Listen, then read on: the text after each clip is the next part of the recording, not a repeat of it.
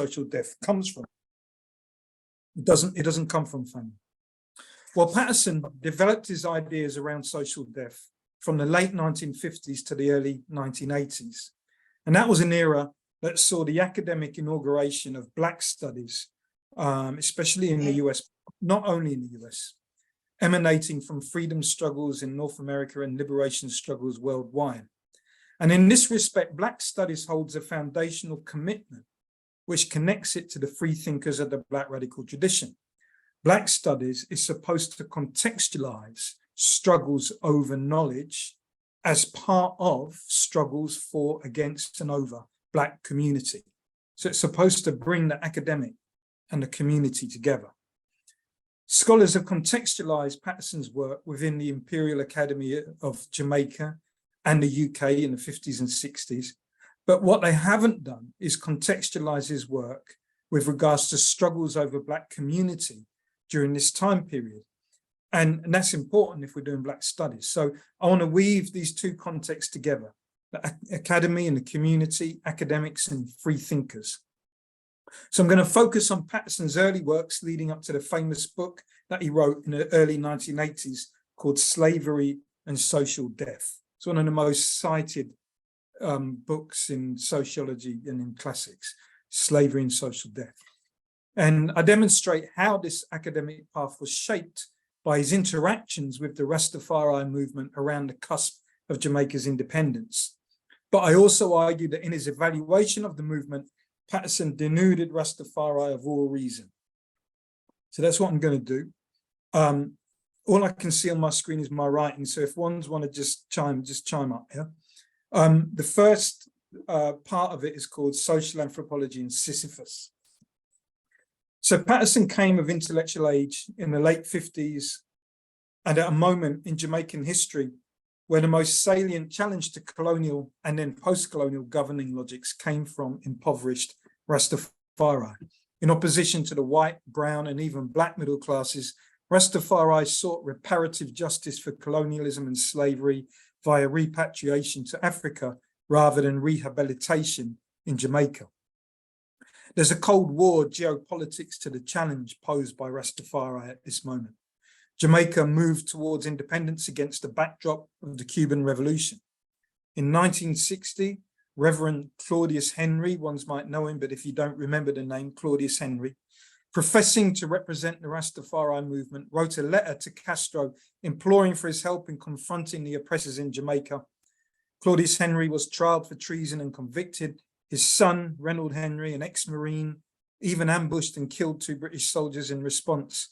No other Rastafari were involved, but the movement as a whole was held guilty by association. In the same year, Mortimer Plano and other notable Rastafari requested the University College of West Indies to undertake research into the Rastafari's continued oppression from state and society and to consider their demands for repatriation to Africa. The University College responded with a hastily put together report that offered some sympathy for the plight of Rastafari. Nonetheless, in 1963, the year after Jamaican independence, police with government support launched a deadly crackdown on Rastafari in Montego Bay after a dispute over land. It's called Bad Friday. Jamaican independence then pivoted upon the violent disciplining of the Rastafari movement, a movement that dared to claim that repairing the ills of slavery couldn't be meaningfully accomplished just by the creation of an independent brown or Black political class. And crucially, this contention was mediated through Jamaica's academy. Patterson became interested in Claudius Henry even before he began his degree at the University College in 1959. And during his studies, he would occasionally visit the Dungle, which at that point in time formed a nucleus and 15 to 20,000 Rastafari congregated in Kingston's overcrowded informal settlements. Patterson graduated his undergraduate degree in 1962, the year of Jamaican independence. Well, that's the political context. In terms of the academic context, Patterson's undergrad and graduate training was heavily informed by something called social anthropology, which at that point in time was the most popular articulation of the discipline of sociology across Britain's Imperial Academy. Now, social anthropology professed a functionalist focus on group solidarity and sexual reproduction. And what it did was it proposed that patterns of behavior were meaningful by reference to the function they served in reproducing the social group. So it wasn't about an individual thing, but you understood society in terms of the patterns of behavior that were that functioned to serve the reproduction of the social group.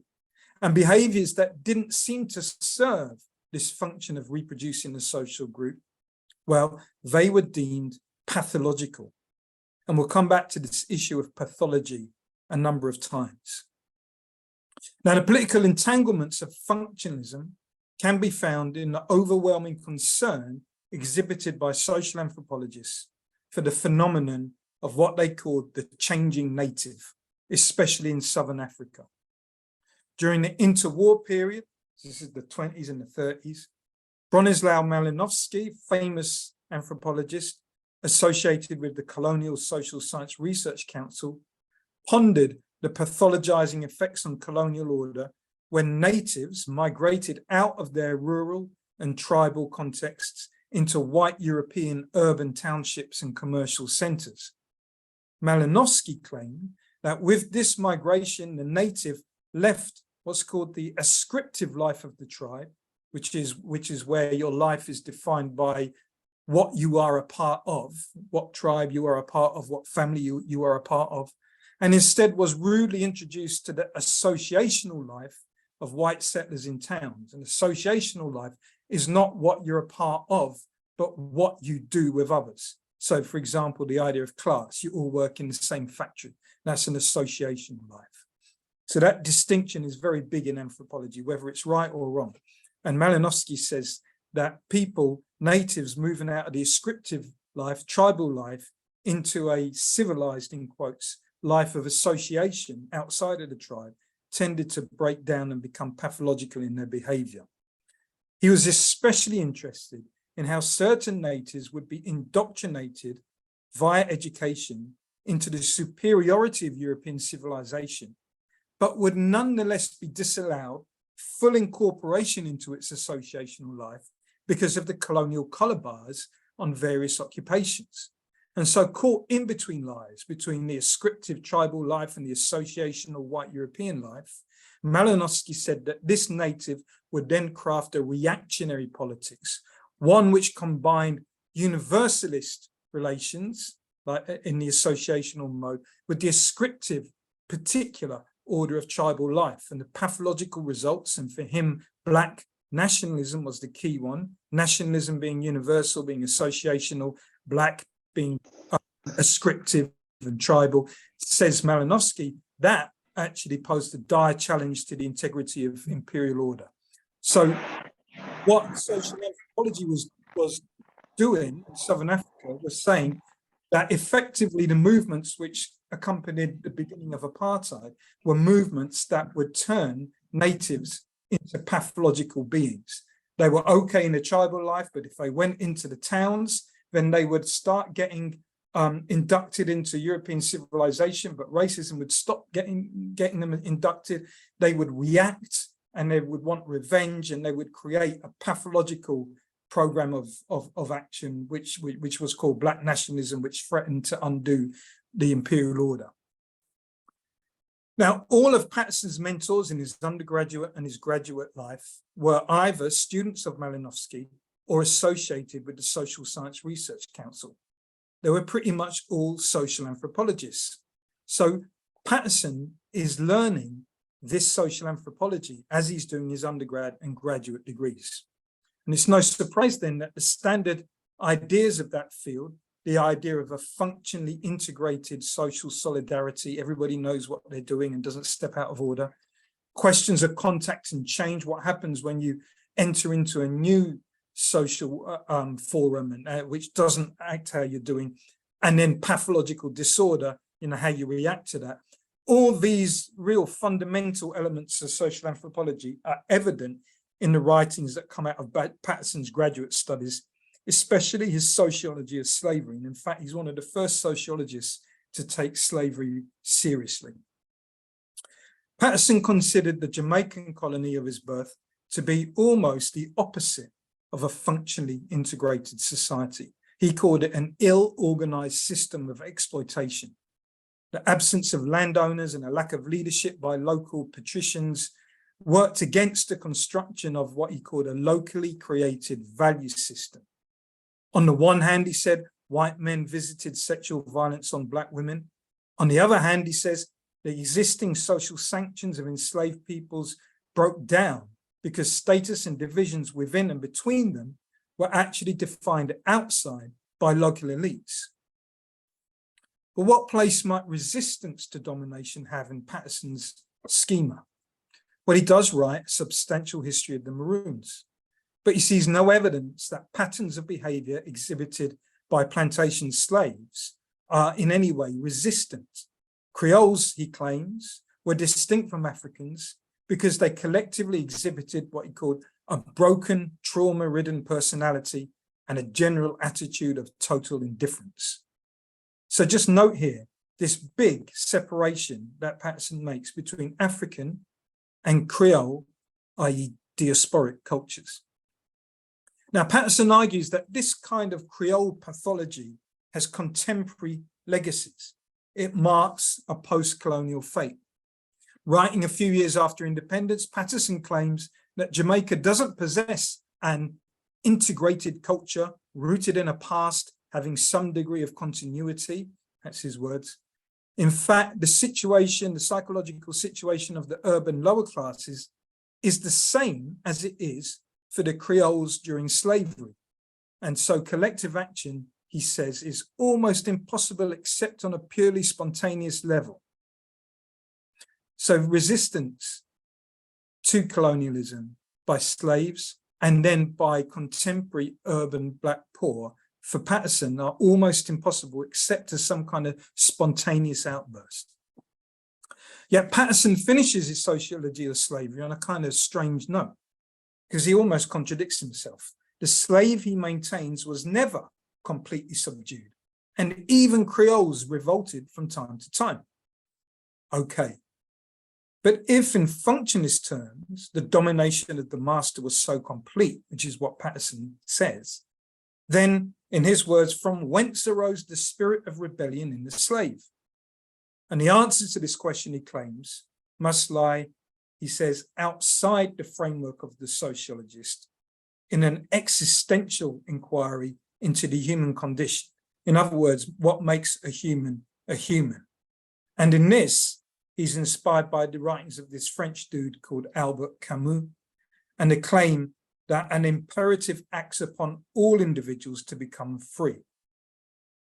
So how does this existential term illuminate Patterson's own post-independence context? Well, Patterson gives us that by his very first novel, and the novel's called The Children of Sisyphus. He begins to formulate this even before his undergraduate, and he writes it during the course of his graduate studies. And the story's key protagonists are dwellers of the Dungle, that informal settlement in Kingston. Patterson writes one character in this book, Brother Solomon, as a stand-in for Claudius Henry, the self-styled Moses of the RasTafari movement. Patterson also seems to model Brother Solomon on another Rastafari notable at the time, Mortimer Plano, whom Patterson had personal encounters with in his wanderings around Kingston. Solomon, like Plano, is a well-read intellectual and a worldly seer. Now, as a leader of the Dungle-dwelling Rastafari, Brother Solomon takes upon himself the burden of fulfilling the prophecy of repatriation to Ethiopia. That's what a lot of the book is about, the novel. However, only Solomon knows that the two brethren he's dispatched overseas to petition Emperor Haile Selassie I have disappeared.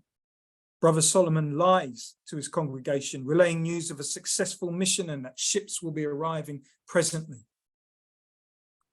Brother Solomon reasons that a fleeting 12 hours of promissory happiness for his followers is more than they'd have for the rest of their life. And Patterson narrates this moment of deception as something similar to the interpretation that this French writer, Albert Camus, gives to the myth of Sisyphus. And if one's haven't heard of this myth, it's the dude who rolls the boulder up the hill, only for the boulder to roll down the hill again, and only for him to walk back down to the bottom and then start to roll the boulder up the hill again. And he repeats this task for eternity. That's the kind of, Greek myth of Sisyphus. And so what Camus says is that as Sisyphus walks down the hill to roll the boulder again, he's at least conscious of the absurdity of constantly repeating this task. And such a consciousness, argues Camus, rests on the ability to contemplate suicide seriously. That is, to judge whether life is or is not worth living. And it's the consciousness of the absurdity of this task that redeems humanity's agency for Camus, and Patterson agrees. That's Patterson's understanding as well. Well, in the end, Brother Solomon chooses suicide. But Patterson infers that this act is not a conscious act at all. It's comic. And it's comic because the Rastafari belief in repatriation for Patterson is just a psychological displacement of confronting the afterlives of slavery, which is required at political independence. In other words, Patterson is saying the Rastafari run away from the politics of confronting colonialism and slavery by some fantasy idea of repatriation, and therefore they have no consciousness amongst them at all. So a central paradox emerges in Patterson's early writings. On the one hand, the disintegrating effects of slavery on African people make it such that the active pursuit of freedom can only be considered existentially in terms of the human condition. But on the other hand, amongst those most unfree, the meaningfulness of this pursuit of freedom is pathologized by Patterson. It's a paradox. So to be clear, for Patterson, Rastafari exemplify these pathologies. In a 1964 commentary, Patterson claims that Rastafari suffer not simply from economic poverty, but from status poverty, intense role deprivation, he calls it. And this causes them to partake in a disguised movement in society to reverse its race hierarchies with an ambition that, he says, black men will get revenge by compelling white men to serve them. And here's where Patterson situates the cultures of the urban black poor, just like Malinowski had in terms of the Africans in townships and urban settlements in Southern Africa. They're caught between the traditional and the modern. They're unable to assimilate.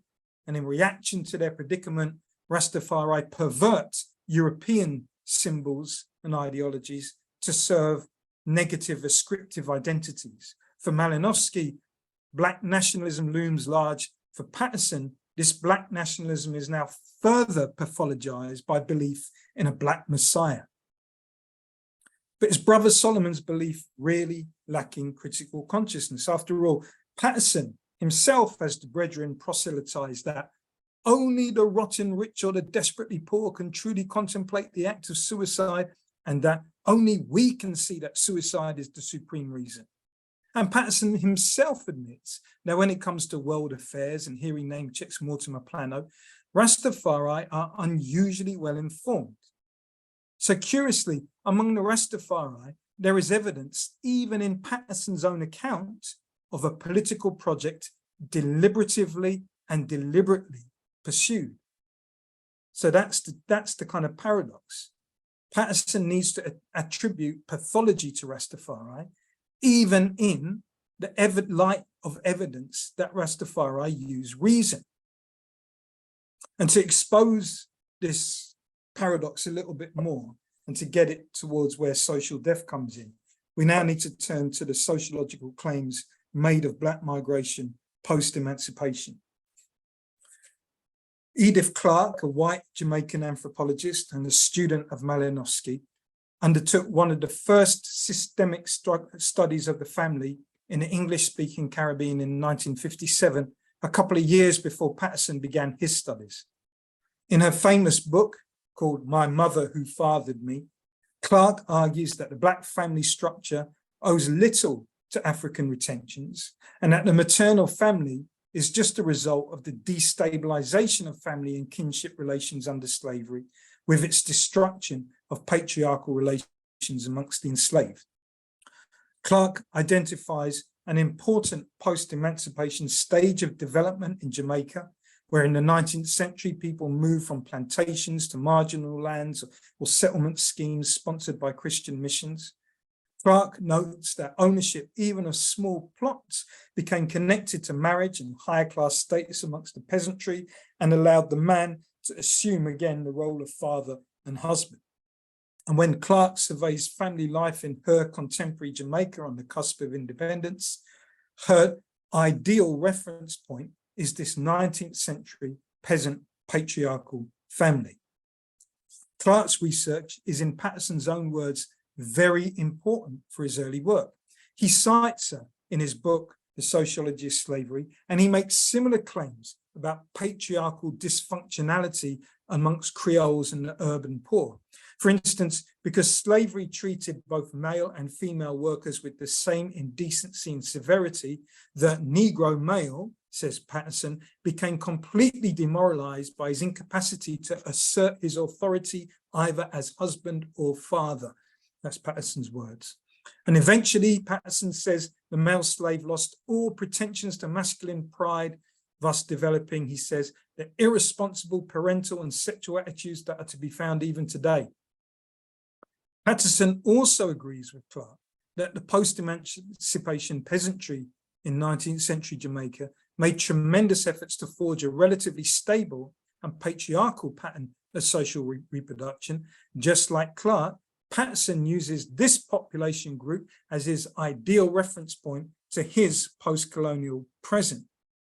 So because West Indian peasant life is so distant in every respect to the centers of European hegemony, Patterson says it remains non-pathological in the functionalist sense. That means, in his words, peasant life comprises one complex of cultural patterns with its own scale of values, its own ideas concerning good and evil, beauty and ugliness, right and wrong. So backwards, the peasant life may be, but for Patterson, dysfunctional? No, it's not. But then Patterson, and in fact, by the way, many social anthropologists said the same thing about Southern African tribes, that they might be backwards, but they weren't dysfunctional, unlike their urban kins. But then Patterson follows the peasantry as they migrate to the urban areas. No longer cocooned by his folk culture, says Patterson, from the assault of high urban culture, i.e. European culture, on his dignity, the peasant is forced into a terrible process of deliberate spiritual exile and reculturation. And these, in fact, are the only segment of the West Indian masses that suffer from, he says, a sense of loss and isolation. They've been rejected by the city, and so now they spurn this urban culture, he says. They seek disalienation by evolving a mystique of blackness and political ideology of black unity.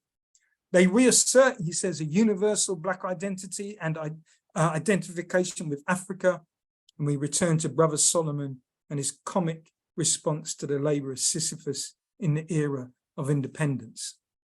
So I've put a lot on the table so far, and we're about a third or half the way through. So like, if one's just want to ask any questions of clarification following the logic of what I've laid out so far, yeah, it might be a good time to do it before we move on.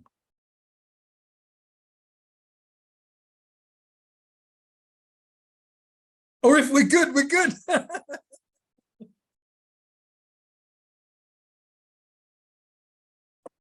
Rastain, you good?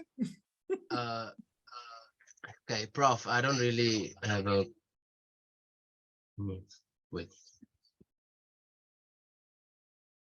I don't have a I don't necessarily have a question. I just yeah, like, because you are a decolonial scholar, it's also just, I think, important because currently the academy is still thriving on these ideas. Currently, what we would call traditional intellectuals, even in the global south here in South Africa, they are constantly still being groomed to think like this. That's why there's a strong, what we call an Afro-pessimist current, even here in South Africa, whereby Sure. these up-and-coming intellectuals, graduates, undergraduates, they cling to Patterson's ideas because life in the township is really, we experience social death, you know. So, but I get that. that's just the reality for us. But my point that I want to make is that society as a whole, the academy as the whole, all ideas that come through NGOs, think tanks, are unfortunately still plagued by this Malinowski and also Patterson's conceptions of social anthropology, which has affected all the other That's correct. disciplines. So that's just like, yeah, the understanding of the view of what we are decolonizing, you know, like the whole of society is still thinking in terms of social death, which is wrong, and they don't have reason. Yes, sir. Right. Yeah. I mean, that's really important, because one of the things I'm just trying to get across in this first part is that, firstly, you know, the Imperial Academy is imperial, meaning it connects all the different academies, right? So, you know, the way in which people like Malinowski saw pathologies in Southern African populations, they see exactly the same pathologies in the diaspora, in Jamaica, in the UK, even in the US. So this is a global thing. And you know, in fact, Southern Africa in the 30s is a really important kind of test bed for these imperial ideas about what happens when you apparently take Black people out of their backward but cocooned environment, and you introduce them to this expansive, civilized modern world where anything is possible. And almost all of them say, you'll get a revolution, but it won't be a good revolution, it'll be reactionary, right? So you can see that this idea is actually laying the groundwork for intellectually justifying apartheid, right? And these ideas, even if they took place in South Africa, are spawned and travel everywhere.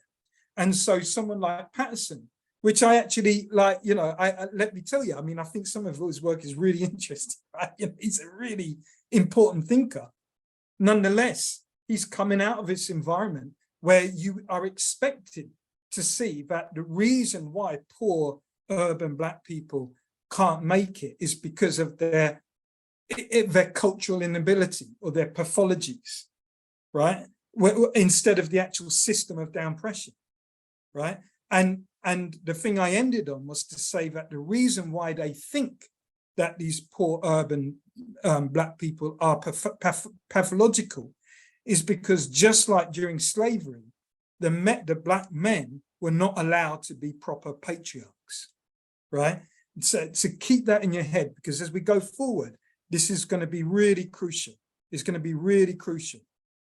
So let me forward a little bit now, and hopefully things will start to kind of come forward in terms of how all of this makes sense in terms of this concept called social death. So Patterson writes an article in the early 1970s called Towards a Future That Has No Past. And it's an important marker in all of his writings, because in it, he starts to universalize the premises and the propositions of his Jamaica-focused work and universalize them into a general sociological statement on slavery and into a moral philosophy of freedom for humanity. And there are 4 points that appear in the article. So firstly, Patterson affirms that slavery destroyed African retentions because it got rid of patriarchy. Secondly, Patterson claims that in a clear break with the disintegrating effects of plantation slavery, a peasant subculture emerged after emancipation, which had some kind of functional normality, which was predicated on returning the Black man to a mini patriarch.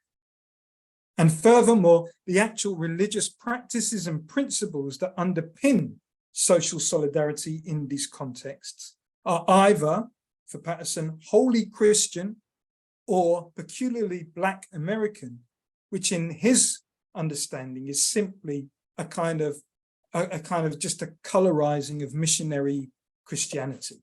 It's just missionary Christianity with song and dance. So the important thing about that is that in terms of religious practices and principles, enslaved Africans and their descendants create nothing new. Thirdly, he says the contemporary crisis, which he means urban poverty and independence, is both after slavery and after peasantry. So it's entirely the creation, he says, of modern socioeconomic factors wherein pathological ghetto patterns of life, pathological because of the relationship they have between illegitimacy, family breakdown, and poverty. All these are themselves yet another break from what came before. So there was a break with slavery, right? Now there's a break again with urbanization. And there's no functioning Black culture to be found amongst the urban masses, says Patterson. It's simply, he calls it a culture of poverty. Therefore, fourthly, he urges, Blacks must abandon their search for a Black past and become rather the first group in the history of mankind to transcend a cultural heritage.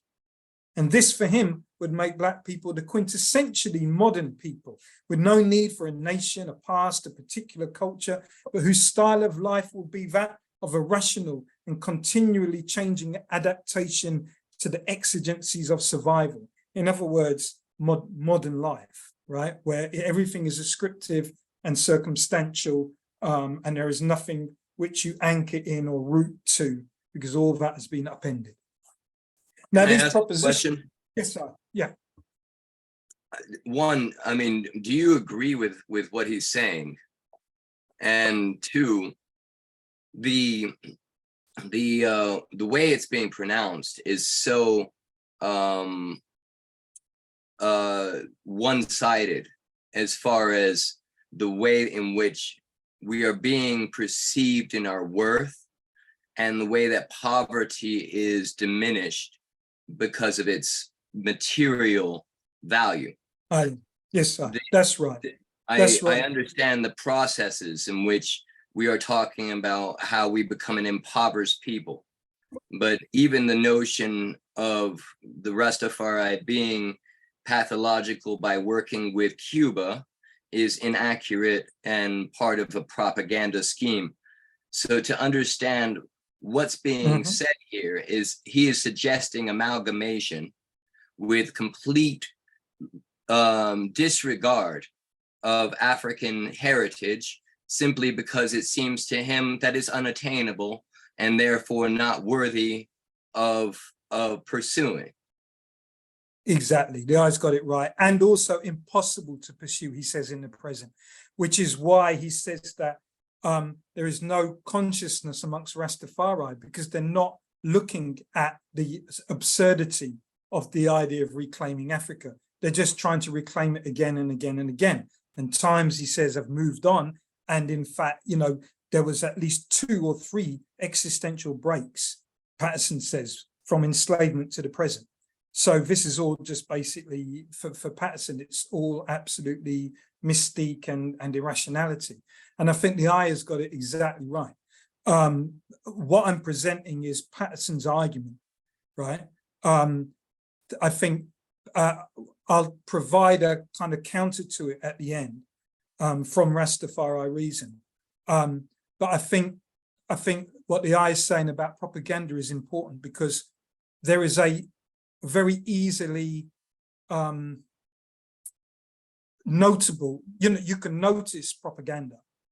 You know what I mean? Sometimes propaganda is very noticeable, but when it's dressed up in kind of sociological language, when it's dressed up as a kind of analysis, right, then it sounds like it's not propaganda, right? And I take Patterson at his word that he's not trying to be a propagandist, but the distance between propaganda and analysis is they're not necessarily 2 separate things. So he's dressing that idea of African deficiency up in an argument about what you need to be a modern people, right? And what you need to get out of poverty. And what that absolutely sidesteps is what the eye said, the very materiality of crushing poverty. You know, and the fact that, as Walter Rodney said when he looked at Rastafari, he said it's amazing, not just how these people survive, but how they create. Right? Yeah, yes, sir. So thanks for that intervention. That's exactly along the lines, man. So I gave 4 propositions there, right? And these propositions, especially the idea of a break, an existential break with Africa, with the idea that this break was pathological because it stopped the black man from being a patriarch, and also the idea that in modern conditions, there is no functional black culture to be retrieved. These 3 propositions are what lead Patterson to argue in Slavery and Social Death that it's not property that marks the distinct condition of the slave. So it's not the fact that the slave is property, but it's rather an alienation of all his rights by virtue of being unaffiliated or disaffiliated from his blood heritage. In other words, for Patterson, what marks the slave is not that the slave is property to someone else, but that the male slave has been alienated from his blood heritage because he can't be a patriarch. And this notion of what they call natal alienation is what defines the death in social death. So I'll say that again. This notion of natal alienation from being able to claim your children and also to be claimed by your father and your grandfather is what defines the death in social death. So let's be clear about the nature of this death. Firstly, it's filial, right? It's how I just said it. Sons, children, descendants, and then ascendants, grandfathers, fathers, grandfathers, right? Patterson says that natality is biologically rooted in what he calls living blood relations and the claims and obligations that they make on the individual's more remote ancestors and descendants, what he calls natural forebears. He's talking specifically about those who people sire and those who you are sired by. Fictionship, he says, meaning things like you adopt, but you don't even adopt formally or legally, but the person becomes de facto your child. Or you create a RasTafari family and ones might not have the same mothers or fathers, but ones are brothers and sisters. That kind of fictive kinship, Patterson claims, is absolutely not the same as claims and obligations of real kinship or with those involving genuine adoption. So what he means here is legally sanctioned rather than simply expressive. And this is really important. So for Patterson, social death is caused when you no longer have any legal sanction, right, on your children, or no one has any legal sanction on you as their children. Expressive ideas of kinship, I and I are family. For Patterson, that's nothing. And this leads to the second point. Patterson imbues filial claims with a patriarchal normativity. In other words, with the assumption that to have generational connections, you have to have it through patriarchy, right? And he makes that claim because he makes a functionalist distinction between informal familial relations built by slaves, but made illegitimate by the master, and that's real, right? So he says that slaves who recreate their familial relations because they no longer have any legal sanction to do so themselves. Your children aren't your children, right? He says those things which slaves create, those bonds which slaves create, are actually not normal and can't function because they're made illegitimate by the master, because the master owns everybody, right? And he makes that a distinction to legally enforceable ties of blood. And that, as we've seen, almost always invokes a patriarchal question of the standing of the father or the husband and the lack legally of this standing under slavery. And due to those specifications, Patterson provides his famous definition of slavery as the permanent, violent domination of natively alienated and generally dishonored persons. And basically, if you are no longer allowed to be a patriarch as a man, then you are dishonored, because patriarchy is an honor economy. So I really want to get through to ones and ones that this idea of that Patterson's famous definition of slavery is predicated upon a distinction he makes, an analytical distinction between the functional working of legal patriarchy and the dysfunction of social bonds when you don't have access to that legal patriarchy. And it's a real mighty definition, but it's heavily imbued with the social anthropological framing. Because remember, in the functionalist schema, non-patriarchal survival systems, right, the only counter system possible under slavery.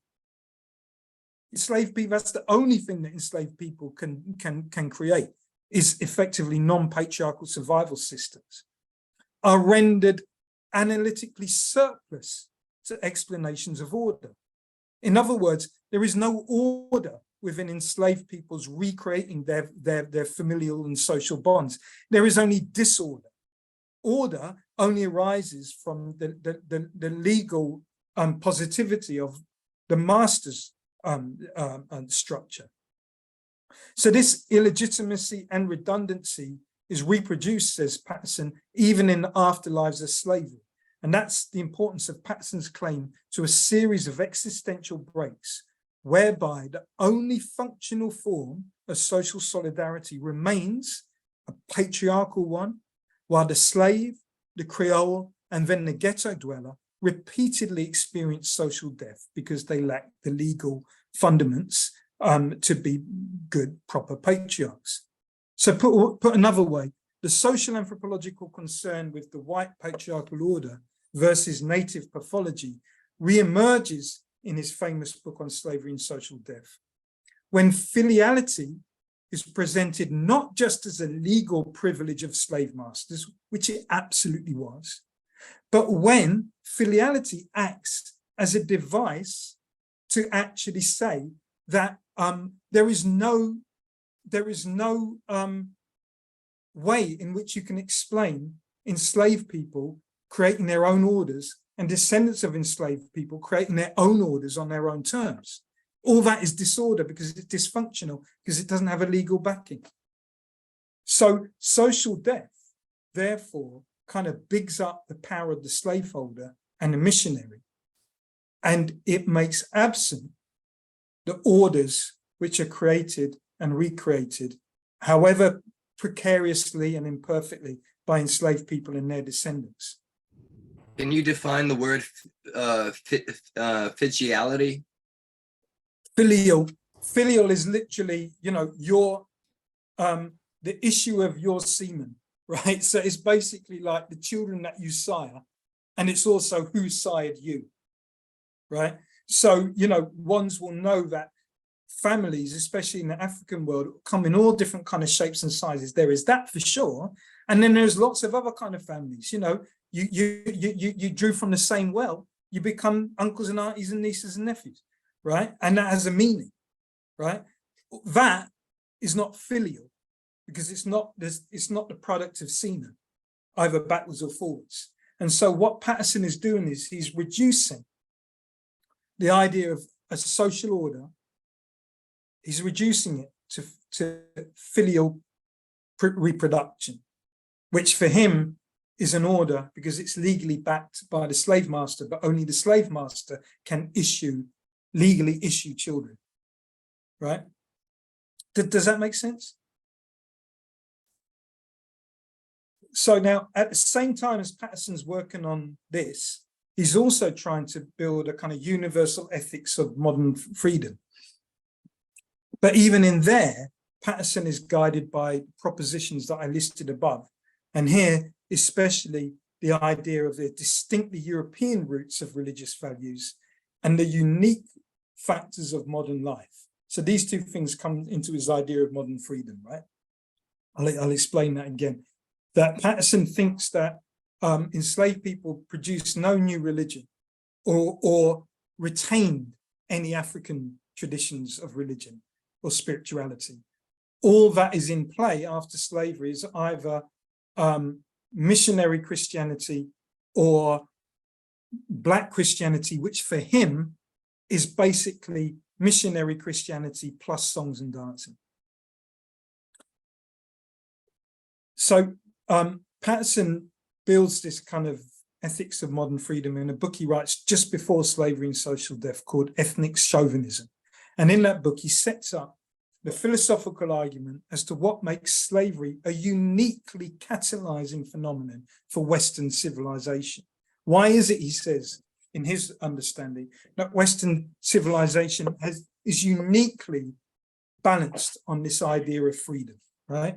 And through this argument, Patterson provides a kind of cosmological gloss to the anthropological distinction between ascriptive groups and associative life. And remember, ascriptive groups are all particular, they're backwards. Associational life is open, expansive, it's European, it's civilizational. And associational life has what he calls a non-pathological commitment to the idea of change itself, whereas for Patterson, ascriptive life, tribal life has no change in it whatsoever. And when you try and go into the other realm to change, you become pathological and disorderly. You become a Black nationalist or you become Rastafari. So in this work, Patterson codes tribal conformity and its embrace of ethnicity. He says that that is the Hebraic tradition of the Western mind. And in this tradition, says Patterson, crises of alienation and uprooting are met with the faith that an indivisible God will save his chosen people. Zion, as Patterson puts it, is the answer to exile, as is proclaimed by Rastafari. Nonetheless, though, says Patterson, industrial civilization undermines all old faiths insofar as it's an intrinsically secular movement, i.e. non-religious movement. So in contemporary times, says Patterson, the Hebraic attempt at restoration becomes impossible. Now, in opposition to the Hebraic tradition, the Hebrew tradition, Patterson prescribes what he calls pristine Christianity, which is unique insofar as it balances an outward universalism based on individualism, and there he's kind of being a bit of a Protestant, but still, it balances that individual thing with what he calls a communism of love. But Patterson acknowledges that the symbolic structure of Christianity was globalized through the slave experience. And for this reason, Christ's sacrifice can be seen conservatively as a bonding of the fallen to a master, or liberally as a redemption of the fallen. Now, above all, and Patterson carries these considerations into his book, Slavery and Social Death, he's convinced that this master-slave dualism, a unique feature of European Christianity, he says, is the only religious source capable of working through slavery's afterlives and the problem of freedom. So Patterson argues that it's only this Christianity that can present the pristine universalism of Jesus in a form mobile enough for modern day struggles, by dwelling on the interplay between individual agency and collective ethics, between anomie, which is your kind of, alienation from all other people, and having a socially meaningful life. Now, Patton's universalization of the condition of social death, and then this pursuit of modern freedom, rests upon a refusal to seriously consider that the sufferers make sense of the afterlives of slavery with reason as much as with suffering. And this refusal is a consequence of Patterson's acceptance of social anthropology's framing of the changing native and Black migration, exemplified in South Africa in the forming of apartheid and in the urban presence of Rastafari at the cusp of independence. And the question I want to finish with, but I pause, is what difference would it make if we examine the movement of Rastafari, not through social anthropology, but through Rastafari reason? And I'm going to get to that now, that's the last bit. But just before then, I just want to pause and see if ones want to make any attributions.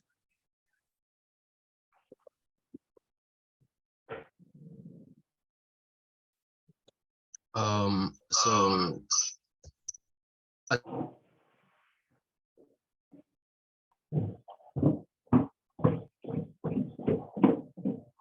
Was that right? Absolutely, it's absolutely fascinating. Yeah. I'm especially excited to open up this reasoning later on because Give thanks. of the blatant hypocrisies, but the blatant like hypocrisies that we actually like embody, and we argue amongst ourselves from afterlife and Christianity being a pursuant of a universal vision. This is very interesting to understanding the sociology of the development of liberation and freedom thought, and in a way of communicating with, for instance, Europeans based on a scriptural understanding, and why so many of us not only can express each other through the Bible, but also to Europeans and people around the world, that for some reason this book has allowed us to break into a both universal thought pattern, but also Hebraic form of looking at salvation. So I think that the context of industrial revolution being a religion of its own without a, is also very interesting. But I'm going to leave it to other people to ask questions because I want you to keep going. Give thanks, Ras Elijah. And the eyes preempted a lot of what I'm going to talk about now. So the last bit is called Rastafari, Reason and Freedom. And it's Prof. about... Prof. Yes, Mercy, I just have a question. So in general, I hear you speaking about modernity, which is also a very effective school of thought within the academy. And how now, so my question is, how do you feel that this roots of Patterson and also the roots of social anthropology from the perspective of the African, the slave, the black man, the indigenous people being unable to culturally and intellectually be at the same level of as Europe. So how has this infected the entire, or let's say, neoliberal understanding that's happening within the world, neoliberal policies that's being pushed by global institutions or international organizations, NGOs?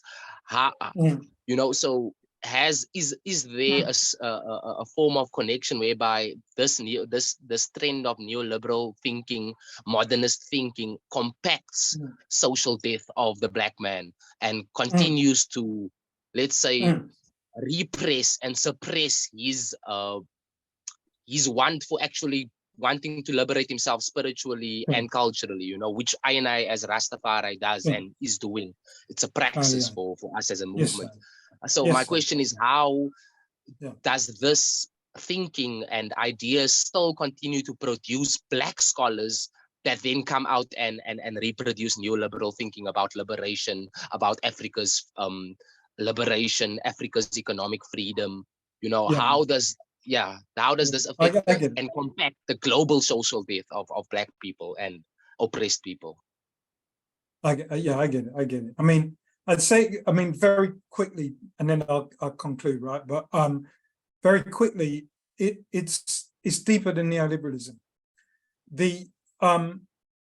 Whenever one talks about modernity, there's a sleight of hand which oftentimes happens, and that is that indigenous people, black people, Asian people, even the price of becoming modern is to stop being black. Is to stop being indigenous, is to stop being Asian.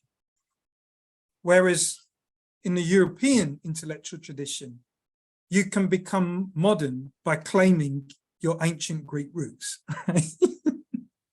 and that is a real fundamental premise of a lot of social science and even humanities. And from when you accept that premise, you immediately assume that the vast majority of the world, even if humanity's been here for, however many tens of thousands and blah, blah years and survived until now, you will still have the arrogance to say that there is nothing in people's existing traditions and ways of being and knowing which can help them to deal with, for example, nuclear weaponry and nuclear power. I mean, that's the real I mean, if I was going to be kind, I'd say it's a reach, but it's really fundamental. It has very pernicious effects, right? And a lot of them, you know, ones can imagine. So let me go forward again to this last bit, because what I want to try and do is narrate the things that Patterson was talking about with regards to Rastafari in Jamaica in the early 60s, but narrate them through what Rastafari Studies has been arguing about Rastafari. So the first thing is that Patterson's book, The Children of Sisyphus, presents Rastafari as wholly city people. So the assumption is that these are quintessentially urban people, right? And think about how social anthropology was saying, well, the problem with blacks is when they come into the city. But Rastafari Studies has conclusively demonstrated that Rastafari culture was developed in a coming and a going, an oscillation between urban and rural areas. From 1940 to the late 50s, these oscillating movements pivoted around Pinnacle, a famous rural commune in the hills of St. Catherine, northwest of Kingston. At Pinnacle, Leonard Howell, an ex-Garveyite and one of the early preachers who identified Haile Selassie I as the Black Messiah, gathered around 700 people to build a commune of more than 150 acres. While repatriation was from the beginning a key feature of the Rastafari movement, Dave Dunkley, a scholar called Dave Dunkley, he argues that Howell's own plan was to mold colonial Jamaica into a microcosm of independent Ethiopia. And in service of a black self-determining liberated territory, the residents of Pinnacle partook in agriculture, livestock, baking, charcoaling, arts and crafts. That which they did not consume, they sold to surrounding villages. There's evidence to say that the herb trade even was an important element of the Second World War. In other words, Pinnacle not only provided an alternative to the local elites in the 1930s, but it provided an alternative to colonial dependency itself. You think about that, you start thinking, well, where is the pathology? Right, this is an alternative social order. Actually, much of the Rastafari oscillation between rural and urban context was caused by regular and brutal police raids on Pinnacle. In 1959, the year of the final dismantling of Pinnacle, Edna Fisher and Claudius Henry, remember him, inaugurated the African Reformed Church of God in Christ. For a brief period of time, the church effectively replaced Pinnacle as the most popular Rastafari-oriented organization in Jamaica. And that's precisely how colonial elites apprehended Fisher and Henry's church.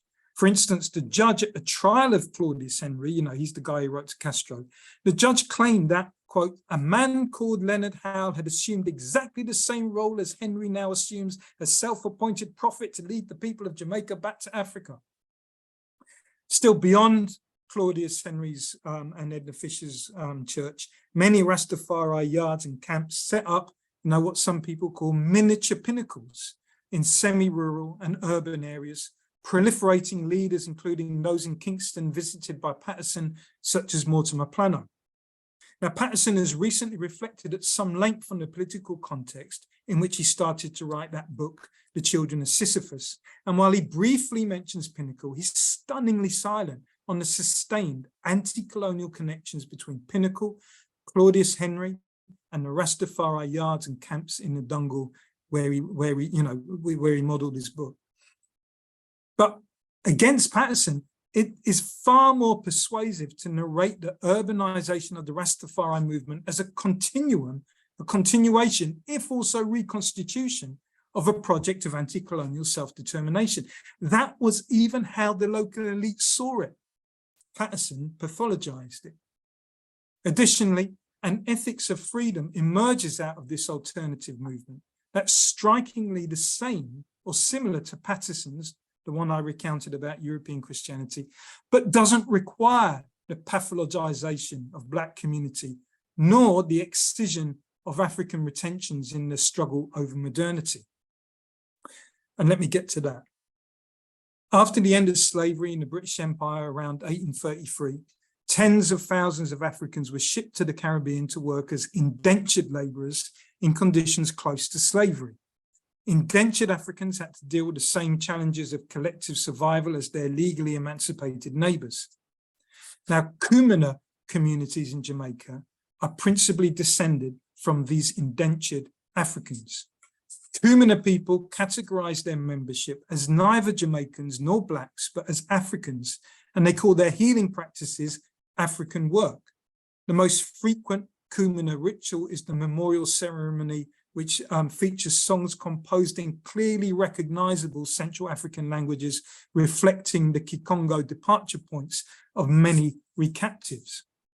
Leonard Howe recruited his Rastafari followers heavily from St. Thomas, a parish in Jamaica where recaptives settled and where Kumina flourished. Rastafari researchers such as Shamara Al-Hussein and Sister Hodesh confirm that Kumina was fundamental to the nascent Rastafari rituals developed at Pinnacle, especially by women. Those Rastafari women who grew up with Kumina as, in quotes, the most spiritual life, seem also to be women who played an active role resisting the colonial opposition to the commune. It's even probable that Kumina gave Rastafari its distinctive cosmological twist. A scholar called Clinton Hutton puts it like this: something had to move those at Pinnacle from a fairly standard position that God was Black to a more radical proposition that Haile Selassie was God.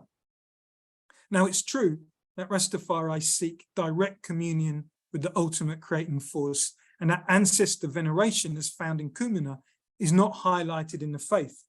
But it's also true that direct intercession is a component of some African-derived ancestor venerations, although only to be used in circumstances of extreme danger. All right. Well, in Howell's era, 1930s, 40s, Kumina people referred to Haile Selassie as Nzambi Mpungu, which is the ultimate spiritual agent of Bakongo cosmology. So if Kumina directly understood ancestrality as African, then Haile Selassie is conceivably the ultimate father, and Empress Menen, the ultimate mother, who guide the children through conditions of extreme danger. Well, that sounds very theocratic, so hold that thought along to one side for a minute. And then we go to the I concept in Rastafari cosmology, which ones would know, which posits a radical equality of treatment and perception amongst humans. There are no oppositional pronouns in Rastafari language. You is the I, you all is the I, them. One greets congregations as ones and ones or family. And what's more, this equality does not infer conformity. And that's ensured by a principle in Rastafari called theocratic reign, which is less about papal domination and more about respecting individuality in the fashioning of collective security. Each individual is empowered and required to determine their own ethical course of action based on the principle of theosis. Each one is God in human and human in God. And that's why the commonly heard term Irie does not mean simply feeling good. Rather, it infers a state of critically arrived at determination where one is free to decline as much as to accept a social convention. Offer me something and I say, Irie, I don't need it, I don't want it. Now, Michael Barnett, another Rastafari scholar, describes the productive tension in the Rastafari movement in terms of a struggle between this idea of a kind of acephalous communion, like this kind of, how Rastafari is very decentralized, oftentimes individualized, at the same time as Rastafari promotes an ideology of organized and centralized, a commandment claimed to have been given to Rastafari directly by Haile Selassie in his 1966 visit to the Caribbean. And within all of that, one arrives at the same tension that Patterson says comes only out of European Christianity. This idea of a universal acceptance of individual freedom, the right for individuals to be free, at the same time as folding that back into a collective struggle over progress for humanity as a whole. So consider this following line of logic. Pinnacle begins after Italian fascism brutally seeks to replace Ethiopia's imperium. Kumina helps followers of Rastafari to fold this racial geopolitics into the afterlives of slavery in the Caribbean through the fabric of ancestor intercession and spiritual communion. With this folding, Rastafari develops its distinct cosmology, tasked with creative survival in conditions of extreme danger, a charge that's answered with the collective ethos of the I concept and the freedom principle of theosis. God for Rastafari is not so much a duppy, but none other than the almighty I.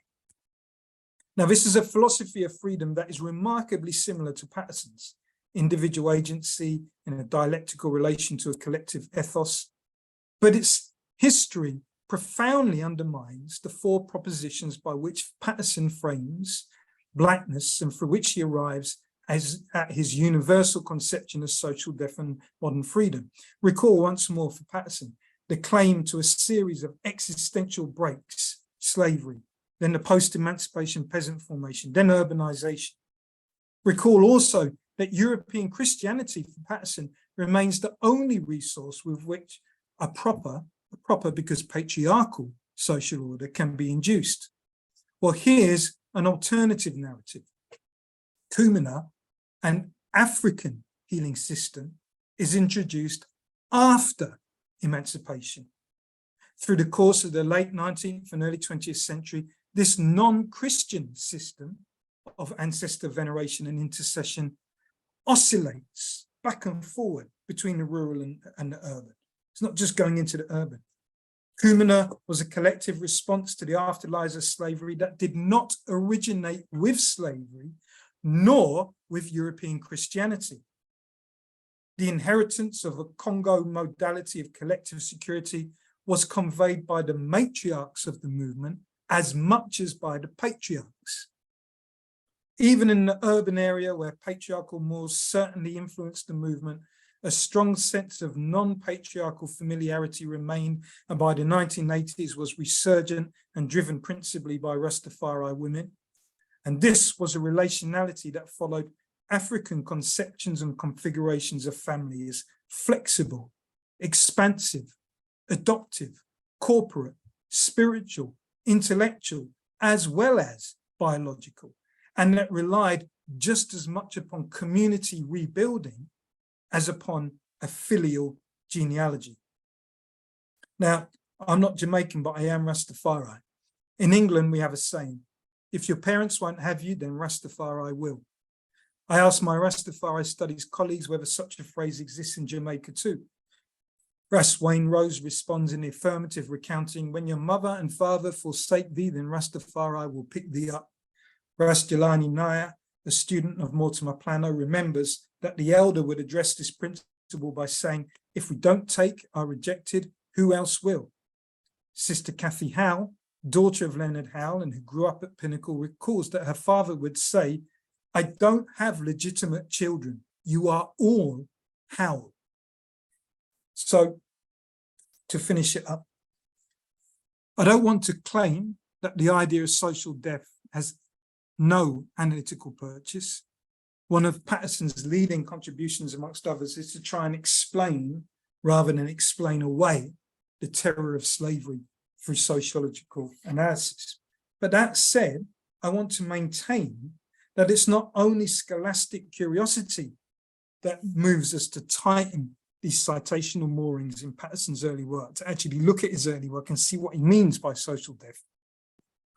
If we're doing Black studies requires us to contextualize struggles over knowledge as part of struggles for, against, and over Black community. And we should take caution in erasing particular communities and projects in the course of universalizing a concept. Put another way, how might that erasure compromise the utility of the term? I guess I'm trying to find a way to take the freethinkers seriously and critically as we examine global justice in the era of Black Lives Matter. Ultimately, I've argued that Patterson found his way to social death by a social anthropological disavowal of the attempt by Rastafari, and especially Rastafari women, to repurpose the Black family as an ethical agent of self-determination and reparation. It's striking that in all his scholarship which leads up to slavery and social death, Patterson persistently presents either a chronological or synchronous segregation of Black people into proper and pathological. For instance, we come across contrast between proper Africans, pathological Creoles, then proper patriarchal peasants, pathological urban single-parent families. Universalize the concept of social death segregates patriarchal, proper, and non-patriarchal, improper social systems. A further universalization of the concept through Afro-pessimism segregates reason and Blackness, which becomes just pathology. Now, in excavating the path that Patterson took towards social death, we've had to think with the Rastafari family and other precarious and contentious but non-filial, non-patriarchal familial relations. I'm also thinking of the refusal by a new generation of gender diverse Black lives activists and organizers, a refusal to submit to the paternal propriety of older civil rights figures. There's a different shaping of politics here, one that's struggling against the form of social life espoused by the slave master and the missionary. But is it that struggle within, or is it actually against, besides, and over social death? That's me, Rasine. Give thanks. Thank you, Prof. Yeah, much appreciated. We ran, yeah, the intro. Yeah, you like explaining Patterson and how he's being universalized within Black liberation, or like you said, the Black Lives Movement, because it's the same Rhodes Must Fall movement scholars that also affected in the 2016s, like the South African groups of scholars that are now basically thinking on in terms of social death, in terms of Afro-pessimism, in terms of the Black man doesn't exist and he must recreate himself. That's the logics they run on, and it's something that with the Rastafari ethos doesn't accept and usually debates. But thank you. I think I'm going to give it to the floor. I just have one question before the floor can. What would you say, like Rastafari being, let's not say it's an anti-intellectual movement, but in a sense, it's still very like on the grassroots. We still very living in pinnacle, you know, wherever we are, even if we are in the first world or with a highly capitalist society, we still create our little pinnacles at home, etc., etc. But besides that individual salvation and what raising a family and also just sometimes alienating yourself from, let's say, Rastafari works or whichever way, what do you think is the role of the Rastafari nation or Rastafari adherents in the sense, let me make an example of South Africa, which is a neo-colonial state. Global capital is still like stealing all the minerals. They putting up their factories and exploiting the workers. That's where also what we call the migrant labor system comes in, whereby apartheid created reserves and Bantustans, and at the moment those Bantustans are still exist, and there's still patterns of migrants coming from rural areas, coming into urban areas just to be cheap labor, which is unfortunate. What is the role of Rastafari, or do we become pacifists in that sense, or are we still committed to liberation, or have we become more nostalgic and more inwards and not more outwards, and we more ensuring that we as a movement and us as individuals have collective security, and at the same time we drift away from the collective of humanity? That is kind of my comment and question. What is our role at this point in time and going forward, stepping into a new era, as we are like the fifth generation right now, and we're leading at this point. Give thanks. I'm not going to answer that. Not right. I mean, I'd love to hear from ones and ones.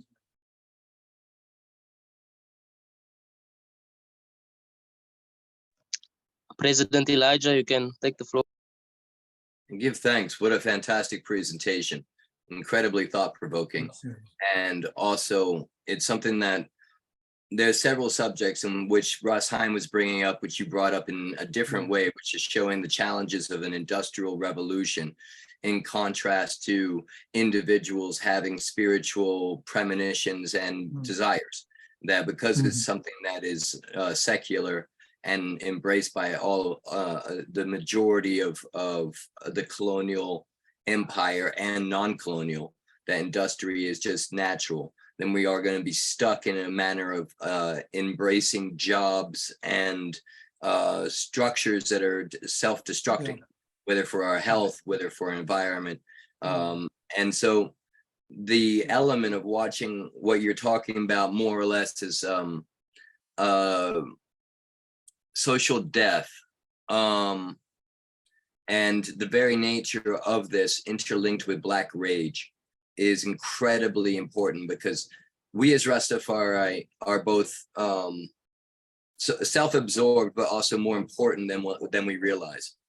And so there's a certain level of us as a community is one subject because of our ability to find liberation, in contrast to the political scientific version of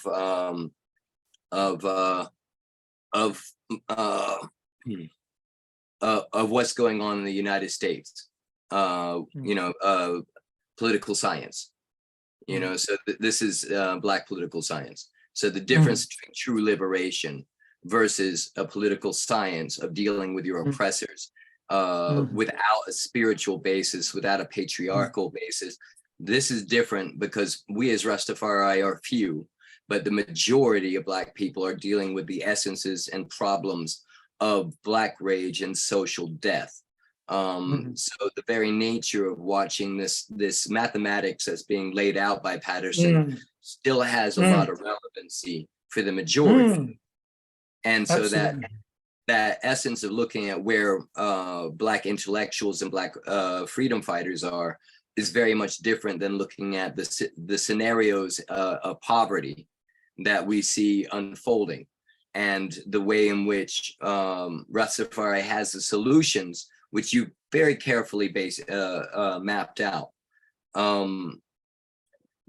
There isn't really a question here. There's an observation of social death intermixed with being caught up with a reactionary Black rage, which is natural and part of this equation. Exactly. And that's a really good way of putting it. I mean, there's a reason why social death, became at some point. I mean, it wasn't in the 80s, but really, I guess from the kind of, probably even from the Obama years, suddenly becomes a big thing, right? And there's a reason why it resonates, right? Regardless of everything that I've just said. But there's a couple of things that are really important when we think about this. And the most important thing is reason. So the way that I would get at it would be to talk about rhetorical practices of abolition. So just bear with me 1 second, right? So, the traditional understanding of rhetoric, how you convince someone, right? The kind of ancient Greek way of how you convince someone is comprised of 3 things, right? There's logos, which is reason. There's pathos, which is suffering. And there's ethos, which in this sense means character. So when white abolitionists used to make the argument to their fellow white people about getting rid of slavery, they're drawing all 3 of those. They would say, it's reasonable to say that we should get rid of slavery because slavery actually is now, holding us back. It's not a good way to organize ourselves. and it has an implication back on us, right? Then it's, and by the way, look at the souls who are suffering, nobly born suffering, right, of enslaved people. You know, they'd always say that. So what you had is, in white abolition rhetoric, pathos, look at the suffering; ethos, look at the suffering nobly born. Then the logos, the reason, was all, therefore we white people should stop this. So the idea that you can reason, right, is all in the white people.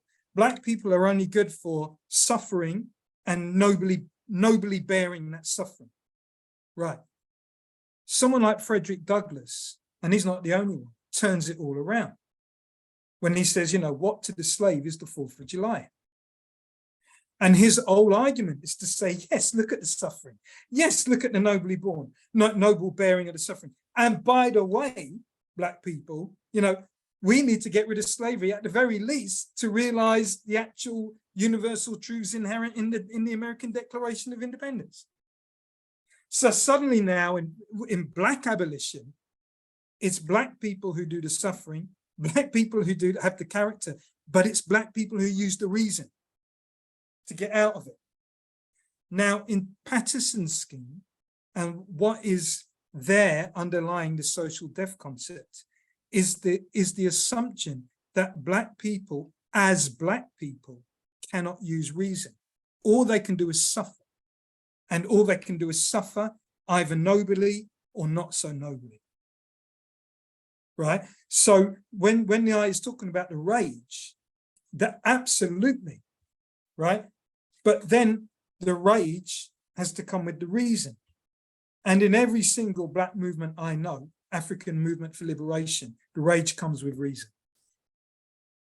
The reason is never seen by the people who are doing the oppressing, but the reason is there. That's why people like Malinowski say, oh, you know, the Europeans were racist. So therefore, if the Africans want to get rid of the Europeans, I guess they'll do the same racist thing. And if it's white over Black, they just want to have Black over white.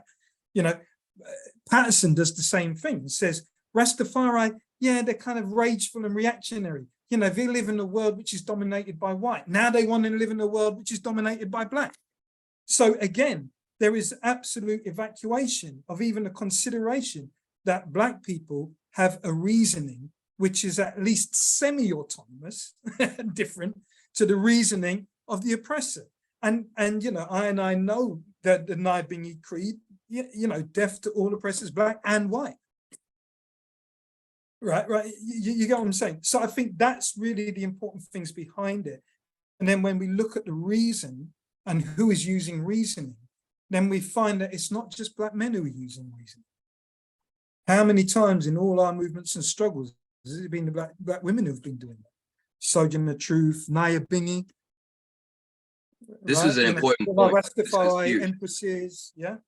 The Kumina element of the reasoning really brought a beautiful balance in showing that we can have a balance of matriarchal and patriarchal, that we can be versatile of both in yard as well as in city, that the very nature of the way it was developed in a manner in which you have a new race being developed while at the same point an original people being inherently collective, which is absent of a slave slavery solely experience, that having Africans come forward in the middle of this as indentured servants is incredible. I also liked how you were talking about Black intellectualism and human beings in general who are spiritual shouldn't think that they can't get rid of nuclear weapons. So the very nature of watching that we can conquer an industrial mind state with reason, and that our ability to do so is one where we're able to be both modern as well as ancient. And again, modern antique, exactly, man.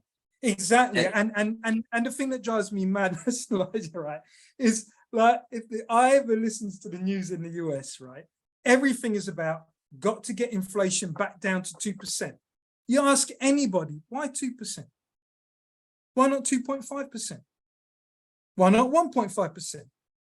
It's absolute religious faith in a number. that apparently, and if you look at the history of interest rates in the US, it's rarely at 2%. It's the exception, not the rule. So all this irrationality and religious belief in something which is patently irrational is guiding all economic policy and having massive effects, not just on the US, but on the rest of the world, where everything goes up even more in inflation. So the eye is exactly right. This idea that the industrial world is kind of, secular. Come on, man. Really? There's a hell of a lot more rationality in faith-based movements. I don't mean only, but I'm just saying, there is or at least there is a false distinction, right? Yes, sir.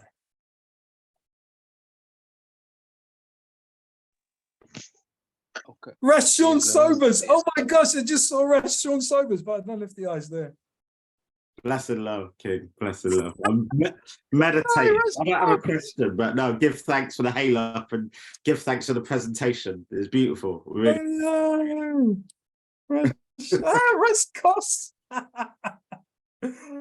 Yes, rest costs. Okay. Yes, The original. The original. Likewise. Give thanks for the brilliant presentations, Good thank you, rest costs. Yeah, this constant critique of the development of our peoples, I always say that the focus must go forward to His Majesty as the blueprint for the redeveloping social order, this blueprint that His Majesty had of civil society. Because I pick up on the point of this reactionary rage that our people have, rightly so. But the counterbalance with that is superior reasoning, the art of the power of intellect, to rebalance our people, to give a pathway to progress within a civil order based on a blueprint of His Majesty, So, yeah, love the reasoning, love the presentations and the critique. RasTafari. Yes, sir. Yes, sir. Give thanks, Raskos. Aye. Wow. Okay. We have like about, if we don't wrap up the questions, we have about 20 minutes. I just have one and another point. You said something about how Black nationalism and nationalism as a concept understood within the academy is different. And how we as scholars or as thinkers, as decolonial thinkers, or how even the global South decolonial bloc also has a critique of Black nationalism. Then my other question is with, it's a building of wealth and being industrious, being, you are a professor, you are within, let's say, some of the highest towers within a society whereby you shape society. When you critique industrial consciousness or the industrial revolution, at this point in time, Africa has no industries. Africa produces nothing but resources. It's here and there where we produce some food stuff, some nuts, some soy milk, whatever, Are we now, as Black people, as African people, as people of the global South, not supposed to industrialize our societies and build the industries, the high levels of industries that require us to not import and be dependent on China and America, and at that same point in time, I want to reflect on the level of productivity within RasTafari in terms of generating wealth, in terms of building institutions that have global lobbying powers, that really has besides you as an individual, we as a movement, we still struggling. If you have the EWF that has been existing, but they still don't have R1 million budget annually whereby they do projects. They still require members to pay for chapters. So, but my question is about being industrious, creating wealth, not under a exploitive neo-colonial capitalist system necessarily, under, let's say, a Haile Selassie system, the way Haile Selassie developed and built industries within Ethiopia, his 5-year plans. And Haile Selassie also said we are not, the ideology or the thinking of communitarianism, communalism, socialism is not foreign to us. The idea of having a welfare state to bring people out of social death is not foreign to us. So, That's right. but it was That's Ethiopia that owned the industries. Ethiopia, you know. So my Oh, question is around like our industrial capacity as Rastafari, our capacity to generate wealth, and to actually really tackle neocolonialism, colonialism within text-based negotiations, or whether it's on the picket lines or whichever way. What is the concept around that? Yeah. Yeah, I always. So, I mean, they're two deep questions, right? And they're not so much questions I can answer, but I can just give a kind of thought around, right? That last one is really important. And I think it's probably the biggest challenge for Rastafari movement. One way to think about that, though, is to think about what is it that we are not, what projects and who are we not thinking about when we say that Rastafari is not industrious? So I give you one example, which I've observed on the continent as a whole, right? So now, I came to the US 5 years ago. I've got a joint bank account with my wife, and she's also got her own bank account, right? and so anyway, so, you know, we're transferring a little bit of money from our joint account to her account. Man, this is what I had to do. I had to write out a check. Then she had to photograph the check, email it to her bank. Then her bank, weeks later, mailed her a check through the post. Right? Now, I go to Zimbabwe quite regularly, right? Zimbabwe, everybody's mobile phone, they got eco-cash. Like even in rural areas, ones and ones are just eco-caching, right? In other words, what I'm saying is that even if for the wrong reasons, the African continent, especially the young people, are more set up for what's happening in the world right now with climate crisis and everything than the West is set up for it. I mean, in many ways, the youth in Africa are light years ahead of everybody, right? And that might be out of necessity and that might not be right, but it's a thing. Now, same way with Rastafari. You know, what I see is I see incredible organizations and movements, transnational, Ethiopia, UK, US, Caribbean, Ethiopia, Ghana, South Africa, and they're all doing things like generating, if it's not wealth, generating social services, whether it be medicine, you know, like a Sick Be Nourished organization. I mean, and most of these are being run by Rastafari women. So all I'm saying is, it is true that we lack an economic base, and that is important. But it's not true to say we lack any economic base or economic practice, or any practice for collective security. And in fact, what we need to take the steer from is the Rastafari system in what they're doing, right? So again, this is a thing which I come back to with Orlando Patterson. It's about what I don't see if we accept certain concepts and categories, you know, what it is that we'll never see, right? I'm saying that rhetorically because I know that I wasn't meaning that sign, but I'm just doing it as a kind of learning point, right? And then the thing about Black nationalism, it's the most understood ideology in the world. It's the most misunderstood, utterly misunderstood. Black nationalism is intrinsically universalistic because it's intrinsically Pan-African. The very requirement for Black nationalism was to make peeps from different tribes, different languages, different regions speak to one another in a deliberate and deliberative fashion in conditions of extreme danger so as to foster creative survival, right? So whenever anybody says Black nationalism is fascism, Black nationalism is just, you know, white supremacy, but the opposite. Black nationalism is just very particular. Black nationalism doesn't talk about humanity. Yeah, well, maybe some individuals are like that, but the actual practice, the historical practice and the ideology is one of the most universalistic ideologies and political programs we've ever had in the history of humanity. And I think that's where we need to start with that. Yes, sorry. Thanks for so much.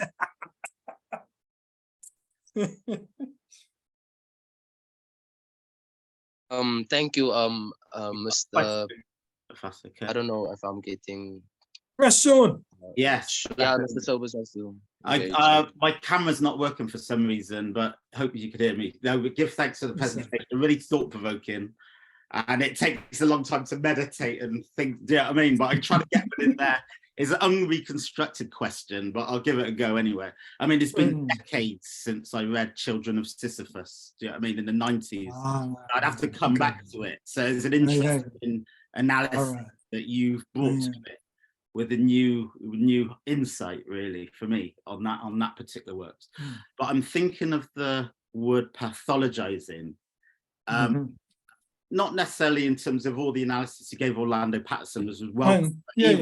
But just as you know, Rastafari is, as you just said about Black nationalism, Rastafari in itself is one of the most misunderstood ICEPs. You know, whenever I read even lauded studied works on Rastafari, often, even when I'm reading them, there's still some gaps. There's still, I mean, it's still not fully covering the fullness of the liberty, because it's really difficult to articulate and document all the different irrits within the liberty. So I'm just thinking whether Rastafari has also possibly used this pathologizing to an advantage, you know what I mean, as the awkward child, as the opposition to the status quo society. Do you know what I mean? Like when Manifesti was around, you know, you know what I mean, in 1930s, I was in its conception. So we are what they never seen before. Even now, we are what's never been before. So using pathology to get through the radar, to grow outside of the glare of the academy, outside of the glare of the media, because they don't fully understand us, so they can't catch us. It's like catching smoke. Do you know what I mean? So even as the academy myself, you know, actually I was once when I first came out of university in the 90s, and I had all these ideas about, I want to do this, want to do that within Rasta, try to get it more known. One of the elders said to me, don't make them find Rasta, you know what I mean? let Rasta be under the radar kind of thing. You know, it's an interesting I get it. So I just wonder whether Rastafari has used this pathologizing misconception, but to its advantage to actually grow organically rather than, I guess, commercially and all them kind of thing. Really. That's fascinating, Rashawn, and it's a really good kind of twist on it, right? And I think you're right, and I think that paradoxically, that has given it a success which many in Rastafari don't actually understand the depth and the breadth of. I think Ras Elijah was saying earlier on.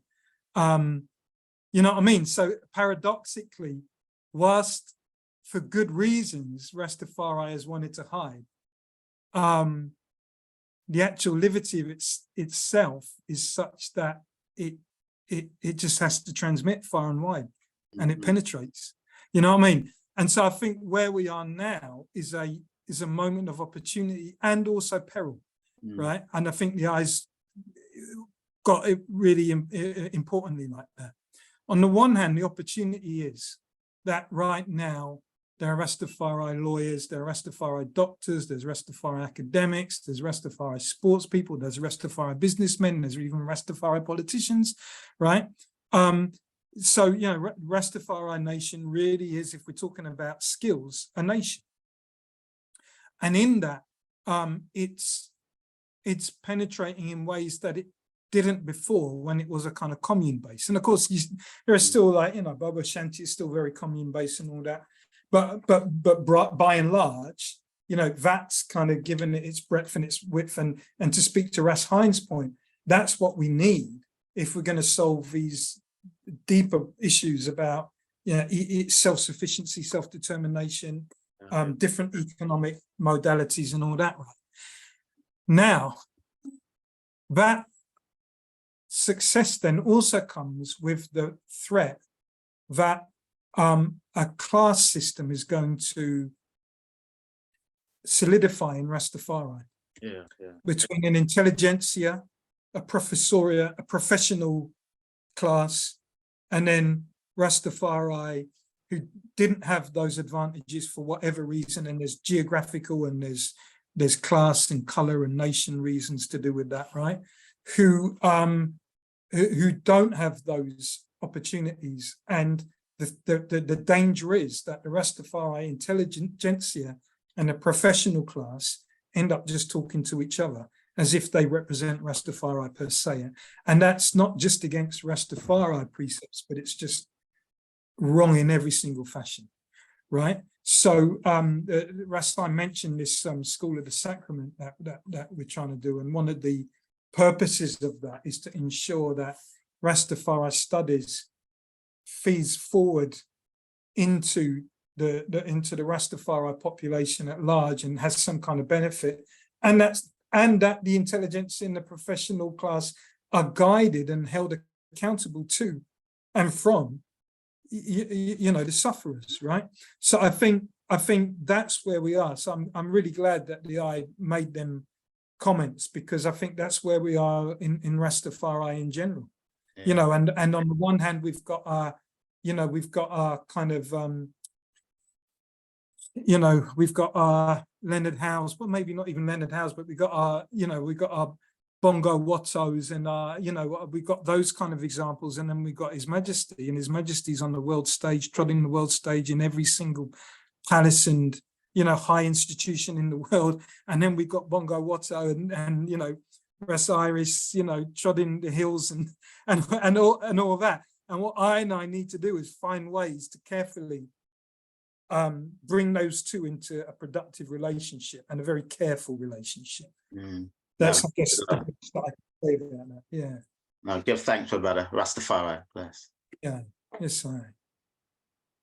Rashain, I think Raskos had a hand up. Yeah, Raskos. Yes, Raskos, Rastafari architect. Yeah, give thanks, my brother. Yeah, we kind of holding on and been promoting the principles of Marcus Garvey, Lance, and those aspects for many decades now, What I wanted to throw into the reasoning was is the essence of original Rastafari teachings. I'm thinking of Count Ozzy, Mystic Revelation of Rastafari. So with all of the reasonings and discussions and the analysis, we leave room for the Holy Spirit of Rastafari to guide our meditations and our hands as we move through, because not everything is revealed. It's an unfolding process of a rebuilding of our nation, of our people, and a rebuilding of the race of mankind, eventually, because, this Western system has been given a space and time to construct, and we see how damaging it's been to Mother Earth creation and to the human species. So Rastafari is here to redeem mankind and the earth, So that's the wider cosmological picture where we leave the revelation of His Majesty to move through. One other thing I would like to suggest as well, amongst I and I, especially I and I, the intellectual ones, to do a bit more critiquing on current events. Because I know that in the early advent of Rastafari, there was a lot of overstanding and reasoning about what's going on in current time, and how do we as Rastafari dovetail our ride over and through those obstacles in real time, So with those few words, give thanks, Rastafari. Yes, sir. Give thanks, Raskos. Yes, Simon.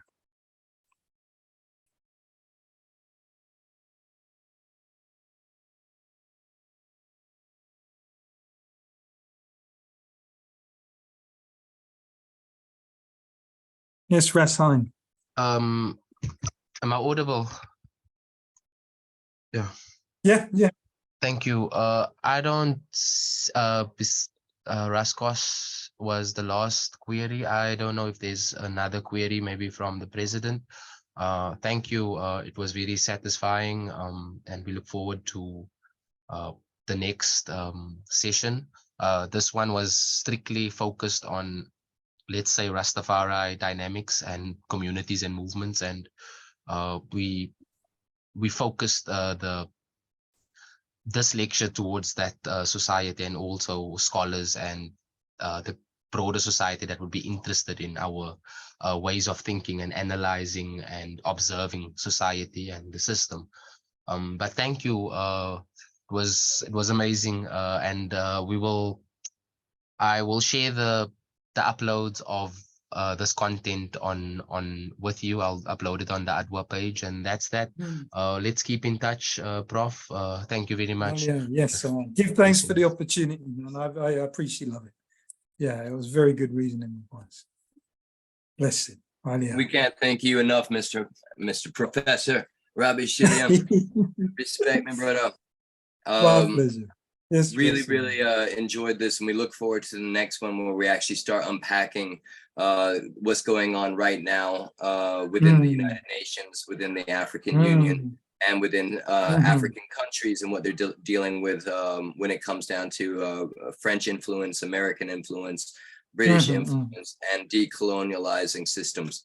I am very, very grateful for this reasoning, and I think that what we've done is also begun a much more deeper look at the importance of seeing the struggle as Pan-Africans in the diaspora as a universal force for love, and understanding Black supremacy as love supremacy, and understanding that we as a people are becoming a new race in this order in which was given to us from so many. You know, we can't put I'm not going to say one thing. I will say that we give thanks for our forefathers, and, you know, the very nature that was able to bring this revolutionary topic and the next topics to come to hand. So I thank you so much for your time, my brother, and I thank everybody here for joining, you know, and we look forward to hearing your ideas and thoughts further. Yes, I give thanks. Chairman, give thanks for Okay, we're signing off. Thank you. Yeah, we were audience of about 20 participants maximum. We've dwindled down maybe just after 7:30. But thank you for everyone that attentively stood by, and thank you, Dr. Kasa, for being in the space and observing. I trust you will engage with us on the next session. Okay, yeah, I give thanks, man. Let the hungry be fed, the naked be clothed, the sick be nourished, age protected, infants be cared for, and the ignorant instructed. And I do give thanks. I must defeat poverty, and I must defeat ill health, and I must defeat illiteracy. Ja RasTafari. Blessed love. Yes, bless it. Give thanks, Brother Robbie.